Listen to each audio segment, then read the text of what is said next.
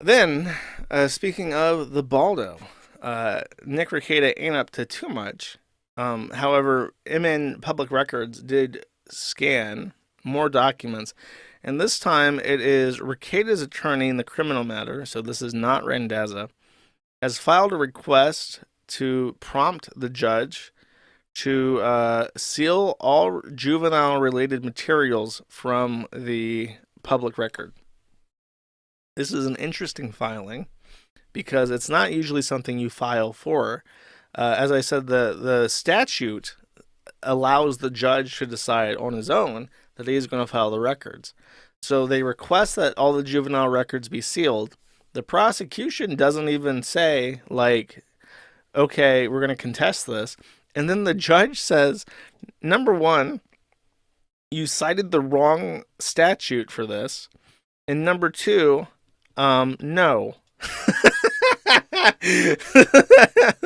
So that's not happening. I wonder why. I wonder if the judges in this case are profusely fucking irritated by this loudmouth and his constant blathering on social media. Isn't that interesting? So after this leaked out, there was something the court, the prosecuting party, put out all these disclosures regarding information that they had. So this is Kristen Pierce, the first assistant Kaneohe County attorney, filed basically their disclosures about what evidence they have. And one of the things that was interesting that immediately caught attention was, and by the way, this has like a lot of stuff. There's medical records. There's the transition form for going into custody. There's more medical records related to the drug testing. There's various court documents, the hair test, photos of the home, emails with the child custody people, the petition for the emergency protective order, and notes from their meetings regarding like foster care and stuff. But the interesting stuff is right here at the top. It says child protection intake summary dated, and then you have the 5 kids and their respective intakes from his arrest. But then you have one from February 2023, and then one from February 2009, as in a long ass time ago, 15 years ago. More than that, even. So people are really like, why are there two more CPS cases from 2009 and 2023 that doesn't line up with the arrest? That's weird. So there's all sorts of rampant and baseless speculation, as there is when these things come out. Um, this is just the highlight of the things that I already talked about. I then received an emergency press release from the office of the Baldo General. Which addresses people in a royal you all kind of way, even though it was sent directly to me. So I don't know if this was a message sent to like a bunch of people he doesn't like at this point. But he says, and now with the way that this is worded, it really reminds me of how PPP does like his Baldo court voice, where he tries to act like a royal, like a monarch issuing edicts and stuff. He says, since you all are retarded and don't have any way to know, the 2000 case is not ours. We were foster parents for that placement. We have to stop fostering due to pregnancy complications with our second child. All CPS cases prior to the arrest date of 5/23, of which there are only 2, were screened as not sufficient and ignored because there was no actual basis for them. I think he's implying that the one in 2023 was a log that was trolling him with CPS, and then the one in 2009 was a related foster care parenting case that just so his name happens to be on because he had to return a child to the foster care system because his wife had issues, which to be fair, could be very plausible. This was a much different Rekieta in 2009. The 2023 one, it's just his word.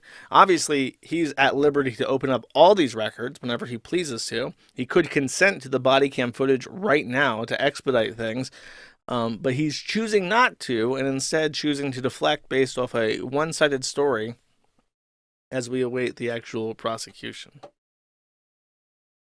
Uh, Rage Pig posted this clip, and I want to play it. Oh, Kiwi Bros. I don't feel so good, Kiwi Bros.